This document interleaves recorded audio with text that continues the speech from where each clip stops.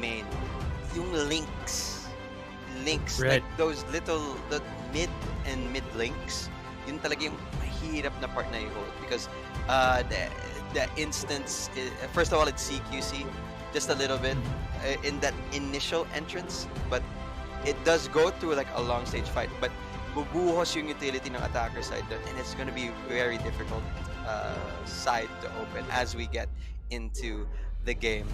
I- it's that's the biggest difference I'd say between these two comps. Pero in terms of attacking for Oasis Gaming, it should be much easier since nga they have the double initiator, so they can play off the info, and they have the double duelist as well, so they can just make all the space that they want. So maybe Oasis Gaming's tactic dito, no, is that they want to play off info early.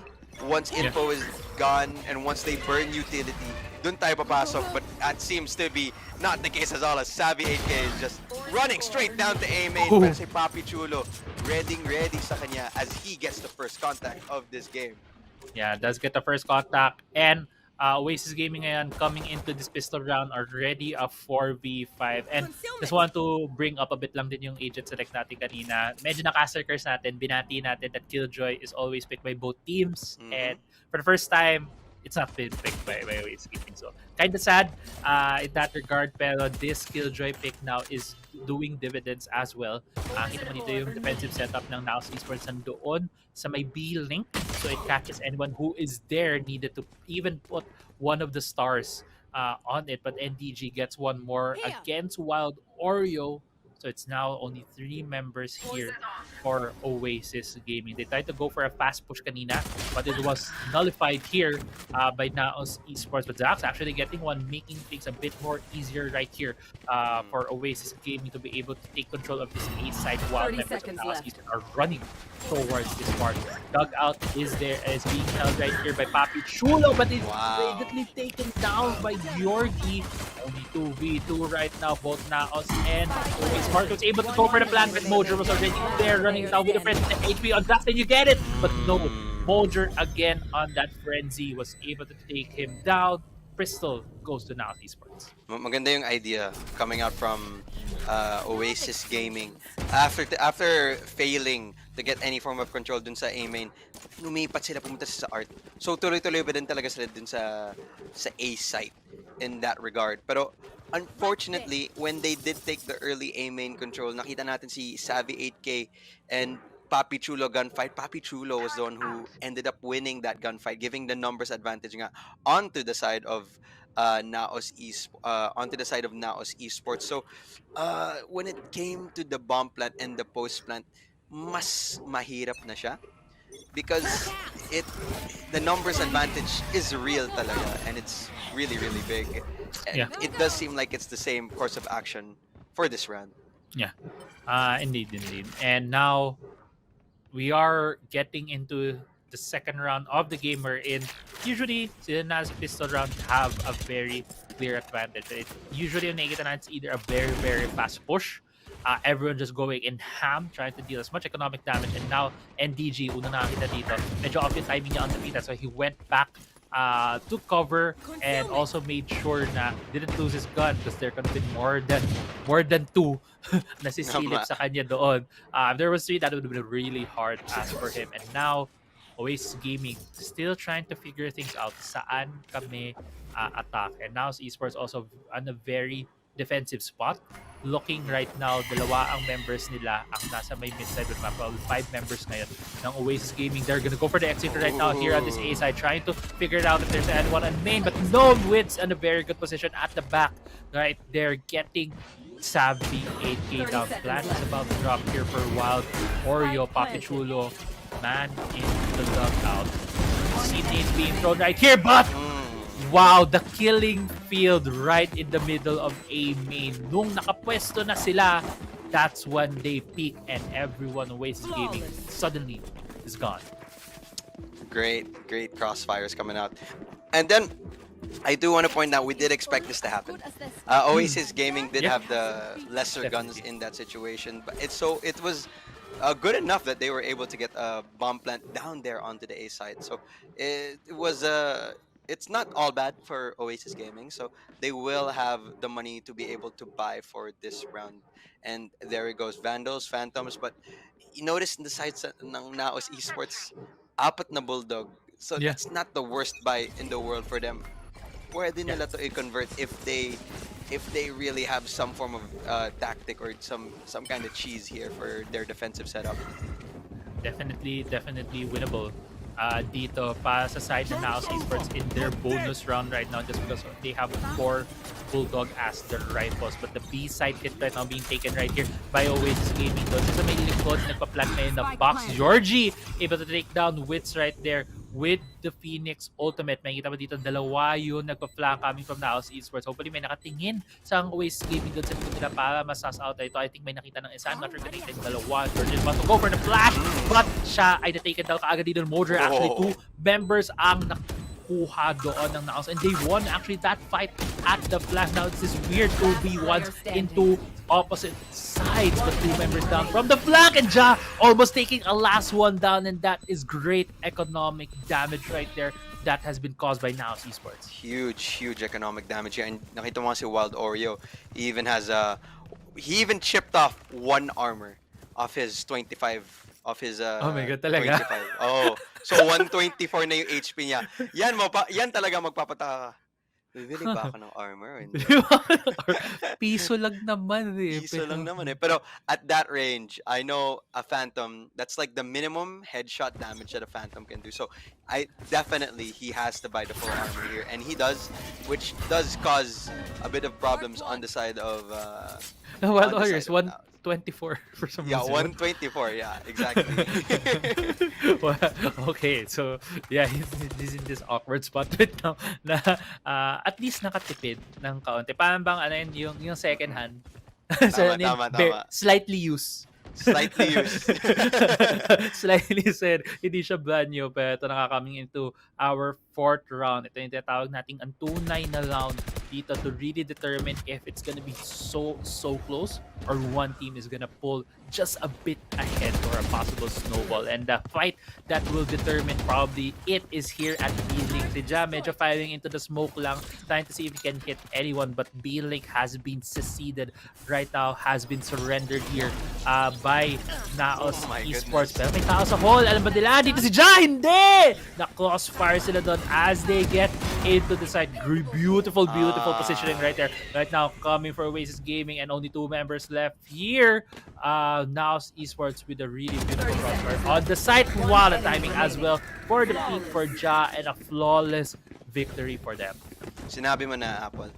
Beautiful crossfire in the side.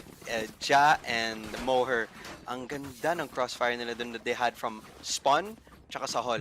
Actually, yung maganda nga yung ginawa ni Moher dun eh. Kahit may KO grenade dun sa isang side ng hall, tapos may nano swarm sa isa pang side ng hall, walang pa kasi si Moher.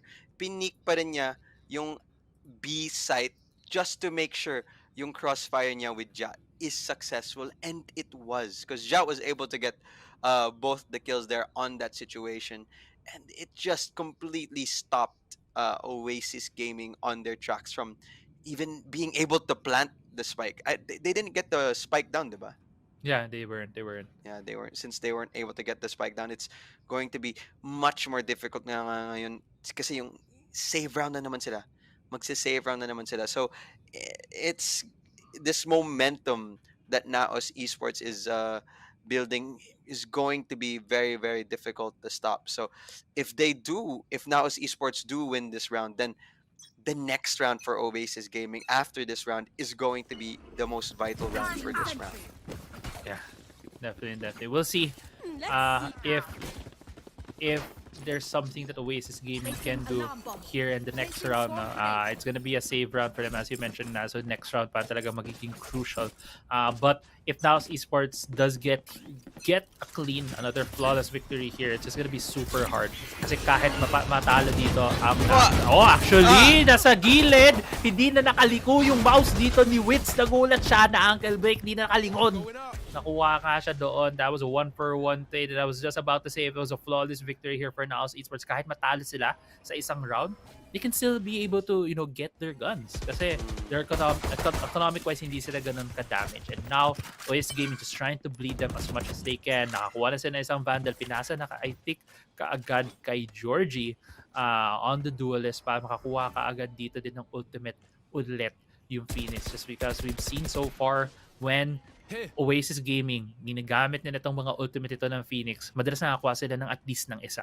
And in the hands of Georgie or in Savvy 8K, as we've seen yesterday, it has been really, really effective. You could even see him lurking around there at A main habang B control. Ja again spots him out with a really good timing on the peak, but actually was taken down eventually by a classic. Isa na namang rifle ang naibigay dito sa Oasis Gaming. 30 seconds left. They're running out of time in terms of the plant. Maganda ba dito yung... Oh, ang ganda dito ng kuha ni NDG. Nakuha niya yung person holding the Vandal. Na pick up na dito ni Marky. 2v1, di niya alam. Jump peek. One enemy remaining. Very crucial. Very, very crucial. Still have enough time. 12 seconds. You need to gun down anyone who's in front of you to be able to have a chance to plant this down. Try to fake. Fake. Oh, was it enough? I think I saw 3. Let's see it. Oh, no. It was off by just a few milliseconds. And what a call right there from Naos Esports to not even engage that plan. Naos Esports, that's honestly the best. That's well, best case scenario is winning. Pero yung time na yun, alam na natin save round sila. So they were almost able to scratch up that round. If it just wasn't for the time, just literal milliseconds lang. Siguro, if they were able to get the plan down, then they could have gotten that round. But nice effort talaga coming out from Naos Esports. With that being said, Oasis Gaming is now on a bye round, and they are 1 orb off from the run it back for Georgie. And sabi mo nga, di ba, at least 1 ang makukuha nila dito if they use that running back from Phoenix. Yeah. So far, ganun nga nakikita natin pattern. They just really know when to use effectively. And also, medyo very cracked Tong both si Savvy 8K and si Georgie. They have just been shown to be some of the top fraggers that we've seen today. And as we've been saying that, Savvy 8K is shut down immediately right there by Ja on that killjoy. And hate to see it happen, but at the same time, it was just an unfortunate series of it. So far, no, si Ja has had really good timings actually on these peaks. It feels like he is reading the Oasis gaming lineup pretty well. Another flash here on Wits. Also goes for the flash himself. He was able to get any right there. Georgie using to run it back right now. Trying to take a lot of space here. At Secret, Papi Chulo was flashed. He wasn't able to get the kill. He was running away trying to get that left click hold out, but now plant has been completed dito sa ating A side. Ja on this killjoy has the ultimate, maybe having the option to use it, but they can still save it for the next couple of rounds. It is a 2v4. They can isolate 2 1v2s right now here at Link, but there's gonna be a crossfire. Mojer kita na siya ni Wild Oreo, and just that is a good post-pat setup right there from Oasis Gaming. The instance that Oasis Gaming got the run it back, they are easily able to take the site. And actually, they had the numbers advantage na before the run it back was even used. So the run it back just really secured them that round. So usually the problem, kasi from what I would see when it came to Oasis Gaming with these stakes, if ever they try to do an A execute, an A split, one always gets caught out somewhere.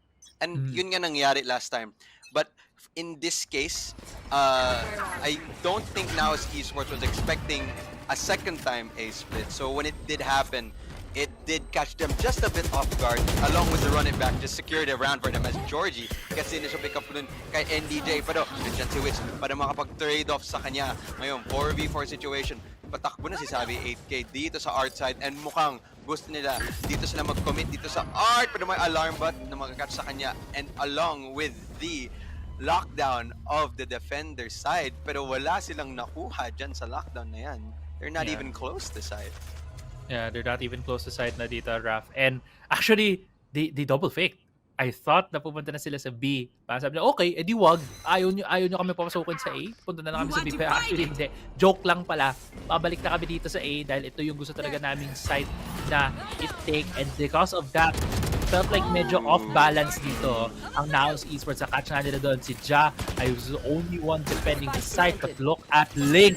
All of the members of Naos taking the shortcut right here to reach the members of Oasis Gaming as fast as they can. Showstopper has been used right here, pero walang members ng Sikat. Lahat sila nandito sa main. May isang umikot dito sa art for the side of Oasis Gaming. Actually, na-clip doon si Marky was taken down right there by the Showstopper. That's the Wits. Medyo naamoy.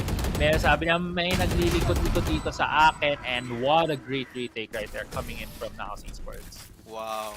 Maganda yung initial take ng Oasis Gaming dun papunta sa side. I loved the way that they made noise nga dun sa B main, and the instance that they felt na too much na yung pressure dun. Nag-rotate sila instantly sa A, forcing out yung lockdown ni Ja. Pero even after the lockdown, they still re-hit the A site. Pero pag plant nila, Naos Esports was just perfect when it came to the retake. Feeling ko the positioning could have just been a bit better, and Naos Esports, even though they know that they have to wait for the tap and the time, they did not they wanted to aggressively do that retake, and that was something that Oasis Gaming was just not expecting, as they are trying to take out this B side. For instance, si Savi 8K, binaril si Moher, run them down, run and gun along with the spike being down for the side of Oasis Gaming. Yeah, medyo sinuwerte din doon yung Oasis Gaming. Nakita ba i-spray yung Boxon saan nasa likod doon yung nagpa-plant. Kita mo, piso na lang. Konti na lang yung linya doon. Halos wala na ang pixel kung saan siya ay nakaplant. Pero Marky catches out here. One gets two. Is he going for the actually? Can he get the third? Wits about to peek him in. But the corner Wits does get him there. Cosmic Divide has been used. Flash na flash dito si Wits. The 1v2 right now. Only the Viper player left here for Naos Esports. Still Georgie left here. Naiwinig na nila. Alam ko naiwinig na yung defuse na yun. And dahil nga doon, pagbaba na ng Cosmic Divide, they were able to get the kills 3-5 right now in favor of Naos Esports. Naos Esports played that round really well, but Oasis Gaming, they finally found a way to just stop the momentum coming up from the side of Naos. Tapos nakikita na nga natin ngayon, Naos Esports is forced to go on a save round. Mga Stingers, isang Bulldog, tsaka may isang Frenzy. Walang ang armors nga dito si Papi Chulo. So, they do have the Viper Spit. So, pwede yun for chances dun ng post-plant. Pero, yung Oasis, now they do use it instantly. Yung Viper Spit dito sa A site. Pero, they're all at B. Oasis Gaming, along with the Neon Ultimate. But Sammy 8K, it doesn't matter. He has a judge just gunning down anyone who comes out to his way. Tapos ngayon, pababa na yung spike. Naos Esports now presented with a very, very difficult retake. Masikip na retake. Yeah, it's gonna be a very hard retake for them. Papi Chulo still rotating to the side. I'm not sure how Naos is gonna do this now, Raf. Hindi na papasok na sila dito sa site. Oasis Gaming is just doing a very good post. But as you mentioned, don't really have a lot of guns at the moment. So this is gonna be a very hard service. As much as possible, siguro naghahanap na sila dito ng exit kills to damage some of that economy. And that is a good start right there from Wits. Naka-judge lang dito si Sabi. And actually, they get two right here. They won't be getting any of the guns. Mauubos sila on the field. Actually, got another one.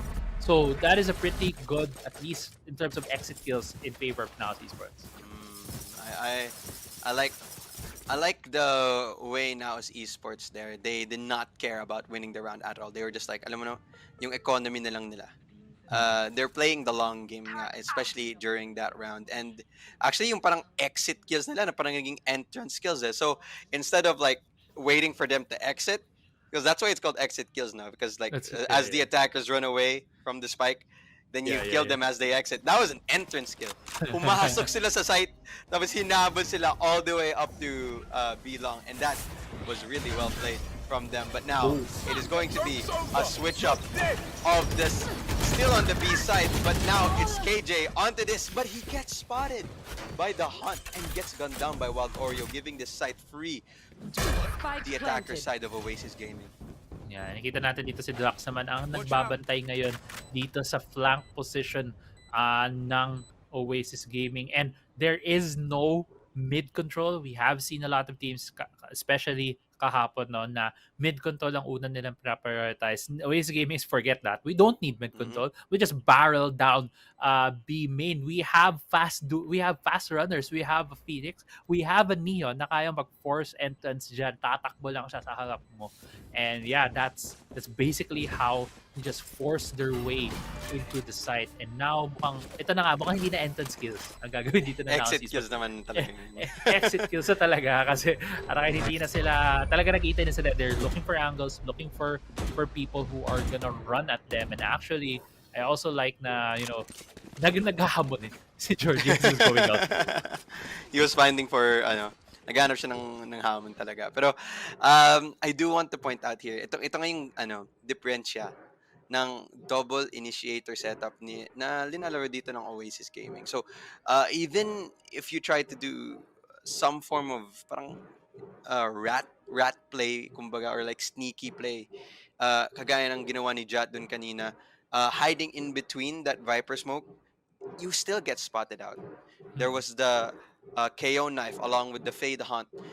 It's even though he's tuckered in that little corner, kitang-kita pa rin siya. Alam ng Oasis Gaming na nandun siya, and along with that, it gives them so much info about the site. Kung ilang tao nandyan, I'm pretty sure that is the main intention for Oasis Gaming when they picked up this team composition, along with Savvy 8K na mahilig talaga tumakbo. Alam natin na bata siya and he's full of energy, so he's just running down as fast as he can all the way to B-Long, just making so much space for the side of Oasis Gaming.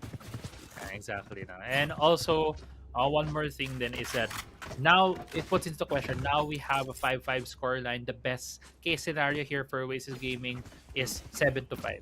It feels like yung kanilang composition is very attack heavy, attack focus. How are they gonna deal later with the defense if we do get that 7-5? At least they have a 2-point barrier, but Naos knows very well na yun ang gusto dito ng Oasis Gaming.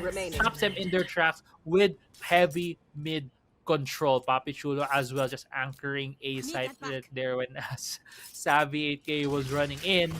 Lux, siya na lang natitira dito, has the Vandal holding these ankles, and now it feels like it's just gonna be clean up right here for Nova, for Naos Esports, or waiting here for Oasis. I think the only way dito na the Ducks can do anything is if Naos Esports oversteps themselves here.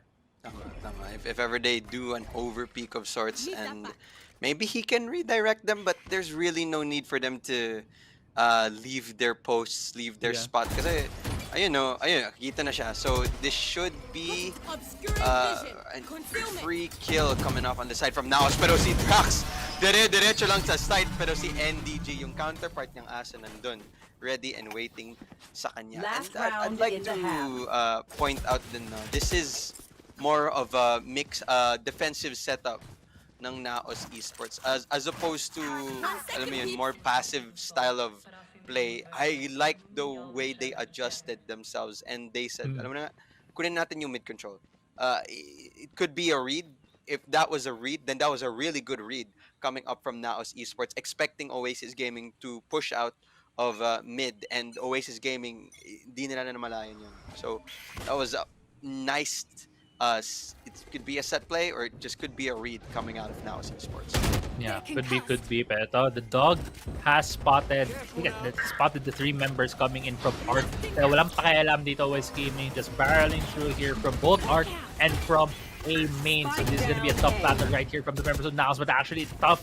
Kahit gaano kahirap yung laban na yan, NDG actually gets one. Savvy 8K gets taken down right there by Wits. Wits uses the Seekers at this moment para makahanap pa ng more members here. Oasis Gaming 2v4. Jordan is good for 1, but only the Fade player left right here. Mark is eventually taken down, and that's gonna be the half for Naos Esports, taking the lead here with 7-5. Maganda yung crossfires din na play ng Naos Esports. Parang yung pistol round. It was just a lot of just initial crossfires there when it came to A art and dugout and the backside of A. And with that, after that round, it Oasis Gaming is in a bit more of a difficult situation here nga since yung team comp nila is more based nga talaga on attack heavy type of team comp. So maybe they expected that they get more rounds off this attacking side, and then they'll see how many rounds that they can get off on the defender side. But now they're on the defender side and they are down by 2 rounds. So maybe there's some form of defensive setup na meron din dito si Oasis Gaming na hindi pa natin naisip. Yeah, we'll see, we'll see. Maybe they do, maybe they don't. But at the same time, kasi pwede naman silang, hey, post-plan sila. Kaya naman yung attack. There's also possibility for that. But right now, B-side hit ang priority dito ng Naos Esports. And they actually have good control right now over the side. As soon as I say that, Drax gets someone na sumilip doon, gets his counterpart, and you do see the plan is about to go down right here. Oasis, wow, nakakuha doon, nakapatay ng apoy ni Phoenix doon, si Wits. Man advantage here for Oasis Gaming. How do you win with an attacking composition on defense? Simple. You go and attack them while they're on the side, and that's what basically Oasis Gaming did here on this pistol round. The best defense is more offense, and that's exactly what they did. I love the way Oasis Gaming took early A main control. He gave them full info, and they're like, okay, they're all here B. Mag-rotate na tayong lahat sa B. Tapos the instant the spike went down, and it was just full on, just onslaught. Binuhos nila lahat ng puwersa nila on that retake and just push lang ng push, go lang ng go. And Naos Esports, maybe it's because it's a pistol round, they didn't have enough utility then to be able to handle that type of firepower coming from Oasis Gaming. And we can see nga Oasis Gaming a bit of an aggressive defense style as they are taking a main control. Baka malikudan nga ang team ng Naos. Yeah. And that's what you do, right? If you have a more offensive setup, you take a lot more space. You try to catch them while they're off balance, while you're behind them, and kita mo lang dito what or you do, siya ang nasa likod. But still, it's a 2-for-2 so far. CB3's B side is very much wide open, and you can see already now Esports tumatakbo doon as fast as they can. They also have picked up a couple of SMGs. May nakita ko isang Spectre doon in the hands of Papi Chulo. So, Naos Esports, dahil nga nakakuha sila ng couple of kills, they have a bit more parity in guns than initially at the start of this round. And now it's going to be the attack here for the defense of Oasis Gaming. Sabi, nice combo right there. As soon as you peek, there's going to be a flash. Mojer only has that frenzy. Medyo na siya elevated. It's actually planted for him to defend. Naubos ng dalawang duelists ng Oasis Gaming on Naos Esports on the side, and the match has been equalized in points. Yep. It's expected naman din yun coming out to the side of the Oasis Gaming kasi they did have the numbers advantage. But Naos Esports, hindi nila ginawang madali. Napakahirap na yun. They had to crawl their way back on that retake. But the retake, it's very difficult for Naos Esports, especially in that round, to play any form of post plan apart from having CQC type angle fights, because since they are on an eco round nga, mas onti nga yung utility nga nila. So there is very much less utility to be used for that situation. As for Oasis Gaming, na which should be better nga for just initial site takes or initial site retake. So with that being said, aggressive push coming out here from the Bilong side. Tingnan natin kung Oasis Gaming makakahanap ba sila ng tao dito. Yeah, mukhang nag-try sila naghanap sila kaagad, but it was for naught. Wala sila nakuha doon. Papi Chulo actually gets the initial frag right here against Georgie, and now it seems like A site ang hit ng Naos. Marky actually gets one, even though he was at the gun disadvantage right there against Witch. So at least getting one in that state of affairs. Drax only has the frenzy right now, while Naos Esports, okay, nag-take muna sila ng space, made sure na walang nag-alert around doon Oasis Gaming members before they go for this track. Very set play, and Ja even takes one more down, takes away Savage, and it's only Wild Oriole left with a Vandal. I believe he picked up somewhere right here. Apat yung nakatingin sa'yo. And yun na nga. Naos Esports taking the third round of this half. No bonus for them. It's There. now going to be the first gun round for this map. I'm sorry, the second gun round for this map, and this will be the deciding gun round for the momentum of the second half. We can say that Oasis Gaming does have a bit of a disadvantage here nga, since nakita nga natin sila their buy is like a double light armor. Of course, you want to try your best to have full armor, but honestly, at this level of play, one shot to the head is all that's enough. As Oasis Gaming continues their aggressive defensive onslaught. Unfortunately, wala nga silang nahanap dyan. They are able to take out Killjoy turret. Maybe that will deny some form of info for the side of Naos Esports, and it does look like it's going to be a full-on bakbakan dito sa A site. Whoever makes initial contact first will go inside to the fight as Xavier Zone finds NDJ. Mohers with a trade, Georgie with another, Witz with another. Tuloy-tuloy lang ang laban as Wild Oreo finds the one on Jat. Now it's down to a 3-on-2 situation. Will the spray find anyone? No, it doesn't, and it slows back down. Yeah, it slows back down. Ito na nga, 3v2 situation as you mentioned, and it's gonna be the full rotation right now coming from the side of Naos Esports. Parang sabi nila, ay nako, nahinto na tayo dito sa A, ayoko na, ikot tayo. But actually, they're giving themselves more options. Then dito sila sa mid, it also clears them a lot of space, knowing that walang nag-lurk from Oasis Gaming into the mid side. Kasi if nakatch sila doon, nakakatch sila pa ng isa, that would even things out for them. But looking as well on Oasis Gaming, they're also playing this very safely. They know there's not a lot of time left for Naos Esports, so they need to force one side. It's gonna be the B side right here. Also, take note that as well that Oasis 10 Gaming kaya seconds sila left. di umaalis doon is to maintain that man advantage. Kasi if they're gonna go in one by one, and they're gonna meet two people, then it's gonna be a tough battle for that one guy being left behind. But now, long angle ang hinabol dito ng Naos. Good recovery as well on that Viper's move. Lalo maitago itong spike na to. Now, looking at the positioning, 3-man strong. Oasis Gaming, hindi sila naghiwa-hiwalay. It's gonna be a long-range fight between Vandals and the Phantom that I heard somewhere there. Witz actually takes the opening salvo right here. Gets one. Lumapit dito sa Marky. Has that Phantom. Might be able to get one. Witz ang nasa dulo lang dito. One must need to go for the defuse right now. Witz is taken down. I don't think they have enough time for the defuse. Oh my goodness. Yung ang ganda. Napakaganda ng post-plant setups that coming out of the side of Naos Esports. Witz and my goodness, Witz and Papi Chulo there fighting all the way in B long.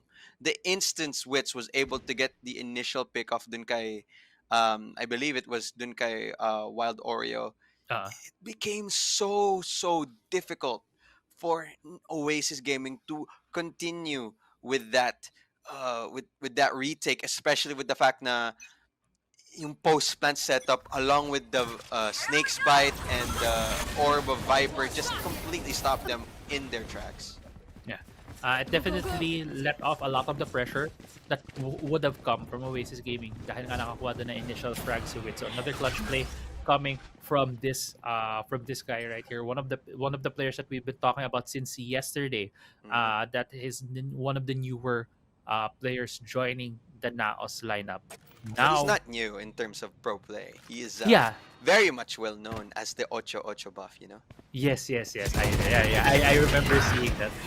I remember seeing the 8-8 buff from Team Secret when he was still part of that organization. But now, getting into the first opening frags here in this round, we see two members going down from both of these teams. I believe ang Oasis Gaming ay naka-save lang ngayon. So medyo naka-bargain price. Yung baril nila hindi yung mga high performance you usually see like the rifles here, no. But there's a bit of parity that we see here on this B side. Jordy still has the flash on that Phoenix. If he times it really well, he might be able to get 1 and 2. Actually gets the 2.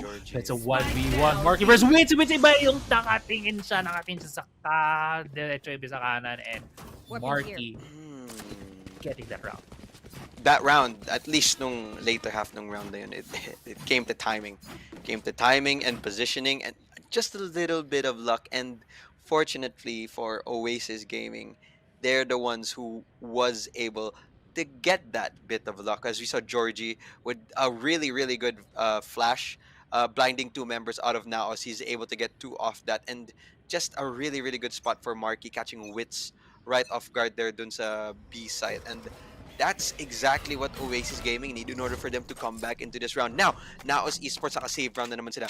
And this should go to the side of Oasis Gaming and they have this opportunity nga to para ipantay yung scoreline ng game na to maging tie-up naman yan.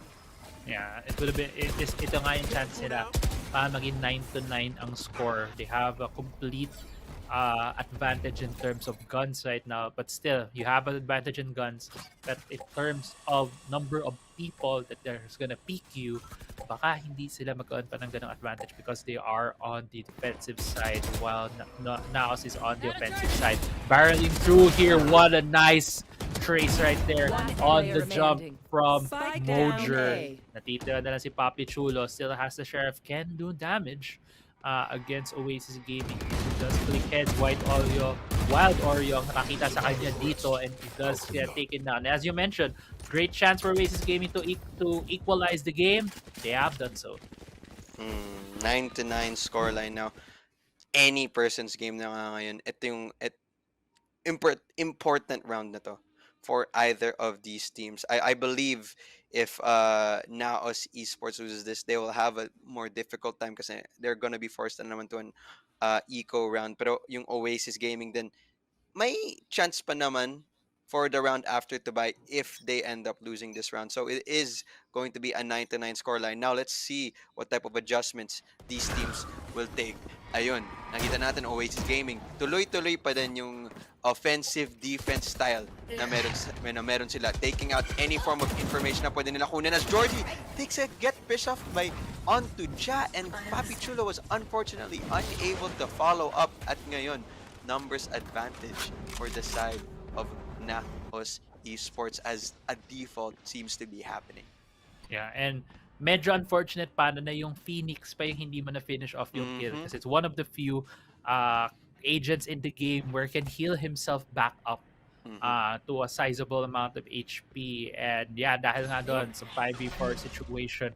And this puts a bit more pressure on Naos because they can't afford to lose one more map. And that they have answered the pressure. Mojer jumping in with a showstopper, getting two members of Oasis Gaming now having complete control dito sa ating A side. And now, Oasis Gaming, dalawang manggagaling sa spawn sa kanila habang si Georgie will be coming from the flank. Viper Spit then has been used for the pulse plant. Mojer takes down one more member of Oasis Gaming. And ano, threshold ang pinagsasabi nyo dito para sa amin, sabi na Naos Esports, kayang-kaya namin to. We are still in complete control of this game right now with the Viper Spit down. It's going to be a very hard retake for Drax. He has been spotted there near Secret. So maalaman dito na Naos Esports, iniikutan na siya dahan-dahan din dito. Two members actually from their spawn, but it doesn't even matter. And DG takes him down. Nagkulang sa swerte si Wild Oreo dun. The instance na narinig niya yung showstopper, nag-no command siya in order to, you know, to completely stop para, patigilan yung showstopper ng Raze. But unfortunately, the timing was not at his side. The instance na natuloy na yung null command, parang linabas na yung rocket ni Raze and it just killed him and his teammate. They're giving the numbers advantage. Actually, yeah, giving the numbers advantage on the side of Naos Esports there as they tried to take the A site. So, kulang nga talaga dun sa swerte at that time. So, it is a really, really good round coming out of Naos Esports because now their economy should be back on track. As for Oasis Gaming, alam ko may isa pang buy round na pwede nilang gawin sa round na to. So it is going to be a crucial round for these teams, especially for the fact that Naos only needs 3 more rounds and Oasis Gaming only needs 4. Definitely a very close match between these two teams in this map. But in terms of just a bit of a pressure, it's still gonna be more on Naos because they can't afford to lose this map. If they lose this map, they won't have their chance to get into the finals. Habang for Oasis Gaming naman, yes, there's slightly less pressure. But for if we've seen how intense these matches have been, it would be such a great way for if I was Oasis Gaming to win right here to show that yes, it's a close match, but we can clutch it through. Kaya namin tapusin yung Soya kaagad. Kaya namin maka 2-0 even with such a heavyweight of an enemy like Naos Esports. And a heavyweight themselves as well ang Oasis Gaming here. As we see right now, Bilik! Ang ganda! Ang daming na flash doon ni Georgie! As we eventually taken down right there by Ja. 3v2. Actually, no. Sorry. 2v2 situation na kaagad dito. Ang bilis nangyari ang mga putukan doon. Savvy 8K on the Neon and still reposition himself very pretty fast to stop any possible aggression or 1v1 scenarios for his teammate. Man has been here in B side. Alam nilang magagaling dito sa Link. Yung dalawang members ng Oasis Gaming. So it's now on Naos Esports to be able to pull through yung kanilang ipit. Mojer, tinalunan lang doon ng pwede di napansin. That's a 4K for Mojer right there. That's a devastating blow right now against Oasis Gaming. Ang galing ni Mojer. All the way from the initial entry up onto the last post plant, he was able to perform it for the team of Naos Esports. Nakita natin na yung in entry dun sa B main, sa B link, napakahirap for the side of Naos Esports, but we see Moher was just able to keep his calm, and then he was just able to win the gunfights that were really needed for them to push off the initial entry. And when it came for the retake of Oasis Gaming, even when the hunt came down, nakatago siya dun sa parang sa wall ng Viper, kaya di siya na-spot eh. And I think that was really, really crucial for them, for Oasis Gaming to have done that retake, but it was a really, really hidden situation for Naos Esports. Yeah, definitely. Now, getting into this very crucial round, medyo malabo nga for it's gonna be a very hard ask. You should run. For Oasis Gaming, Especially with the lockdown. Especially with the lockdown. But this is still a crucial round. At least maybe get a couple of cracks right here. Marky, very ratty position right there. Also, Plant is not yet down for Naos Esports. Let's remember right now. But, okay, Naos Esports with a very good position right there. As they were going for the plant, they were able to get to now 1v3 situation. Drax against 3 members of Naos Esports. Papi Chulong nakaintay doon. Hindi niya nakuha kagad yung ulo. Kaya si Drax ang nanalo doon sa labanan na yun. May parang Cosmic Divide. Kaya dito si Drax, he can use this. Maybe have some more luck. Nakita lang yung ankles niya. Nung nakita na yung ankles, kaya hulaan nasaan yung katawan. And because of that, Naos Esports moves themselves to match point in a great position to make this series into 1-1. That was a really, really, really nice try on the side of Oasis Gaming. Si Drax almost clutched that out. Tsaka, when the lockdown came out, medyo nahirapan na nga sila.